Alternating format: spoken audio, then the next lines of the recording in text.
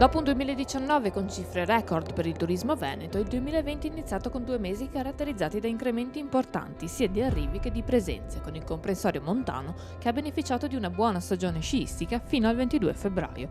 I primi dati provvisori di marzo indicano però un meno 93% degli arrivi e un meno 83% delle presenze, dati che in Veneto pesano tantissimo in un comparto che sta timidamente muovendo nuovamente i primi passi. Tutti i settori sono in difficoltà, sicuramente quello turistico più degli altri perché ovviamente noi eravamo all'inizio di luglio, cominciavamo a avere una ripresa grazie anche alle prenotazioni dei turisti stranieri, in particolare tedeschi e austriaci.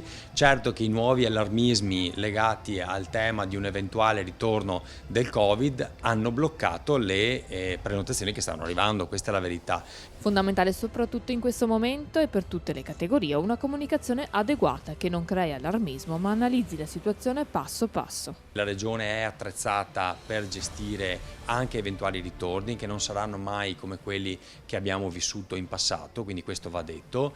I casi che si sono verificati sono stati subito, innanzitutto sono casi di ritorno non legati a un Covid autoctono, cioè veneto, che ha perso la sua forza, ma di invece un ritorno legato, se vogliamo, a persone che provenivano dall'estero, dove magari il virus aveva una potenza più ampia, più forte, e li abbiamo subito circoscritti e questo è importante. Comprensibile lo stato di attenzione per i turisti, soprattutto stranieri, che affollavano il litorale nei primi mesi estivi. Una titubanza generalizzata, ma l'appello delle mete turistiche venete riecheggia forte e chiaro. Il Veneto è una regione sicura. Quindi insomma io mi sento anche di dire che a differenza del passato la situazione è conosciuta, la regione è una regione sicura e abbiamo messo in campo tutti i protocolli sanitari importanti anche all'interno delle strutture alberghiere.